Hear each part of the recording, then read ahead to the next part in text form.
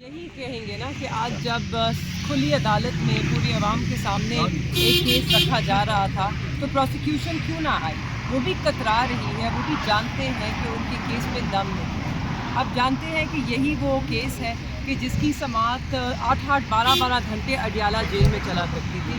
صبح شروع ہوتی تھی، ہمارے وکلا کے کمرے میں پہنچنے سے پہلے سماعت شروع کر دی جاتی تھی، ہمارے وکلا کو باہر روک دیا جاتا تھا۔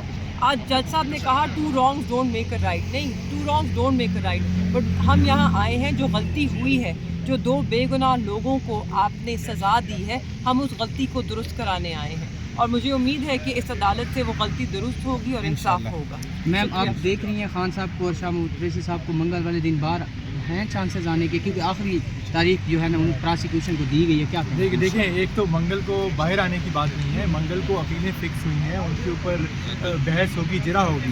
سب سے اہم بات یہ ہے کہ جب اڈیالہ میں کیس چل رہے تھے تو رات 11 بجے تک چل رہے تھے اور 3 اسپیشل پبلک پروسیکیوٹر موجود ہوتے تھے۔ آج تو کوئی پروسیکیوٹر ہی نہیں آیا، انہوں نے آ کے ایڈجرنمنٹ اس بیسس پہ مانگی ہے کہ جی ہم نے اب درخواست لکھی ہے کہ نئے پروسیکیوٹر اپوائنٹ کیے جائیں۔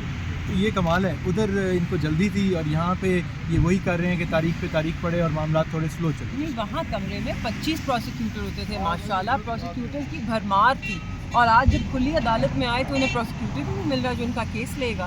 تعجب کی بات۔ یوسف رضا گیلانی صاحب نے یہ فیصلہ کیا ہے کہ وہ سینٹ کی سیٹ رکھیں گے اور یہاں سے جو ہے نا ریزائن کریں گے، تو آپ دونوں یہاں پہ موجود ہیں، آپ لوگوں میں سے کون وہ جو ہے نا سیٹ جو ہے نا ضمنی الیکشن میں لڑے گا؟ ان کی سیٹ ہے، وہ لڑ سکتی ہیں، بہن ہے، لڑ سکتی ہیں، لیکن یوسف رضا گیلانی صاحب کو یہ چیز سمجھ آ گئی ہے کہ وہ سینٹ کی سیٹ اپنی نہیں رکھ سکتے تھے۔ پہلے تو یہ کہا جا رہا تھا کہ وہ چیئرمین سینٹ بنیں گے، ہم ان کو قانونی طور پہ یہ مفت مشورہ دے رہے تھے کہ ایک دفعہ آپ کا یہاں نوٹیفیکیشن ہو گیا تو اب آپ کی سینٹ کی سیٹ فارغ ہو گئی۔ تو میرے خیال میں ان کو کسی نے اچھا قانونی مشورہ یہ دے کے سمجھا دی بات۔ ہو سکتا ہے کہ پیپلز پارٹی کے بعد اتنی فالتو سینٹ کی سیٹوں کہ ان کو دوبارہ الیکشن لڑوا کے سینٹ کا ممبر بنا کے پھر الیکشن میں لے کے جائیں، تو اس کیس میں جو بھی ہوگا ہم بالکل اس کے لیے۔ انہوں نے مفت قانونی مشورہ دیا ہے، میں مفت ایک سیاسی مشورہ دے دیتی ہوں۔ آپ عوام کے مینڈیٹ پر ان کے ووٹوں کو چھین کے، ان کی آوازوں کو بند کر کے آپ کو پذیرائی نہیں مل سکتی حلقے میں۔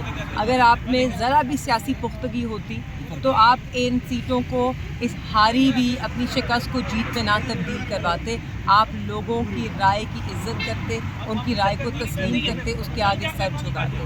ابھی بھی وقت ہے، ابھی بھی وقت ہے، آ جائیں۔ الیکشن کمیشن آف پاکستان نے موسیٰ گیلانی صاحب کو نوٹس دیا ہے، 6 تاریخ کو آئیں، اپنے فارم 45 لے کر آئیں، اس کے بنا پر تو وہ 20 سیٹ بھی ہو جائیں گے انشاءاللہ۔ چلیں، شکریہ۔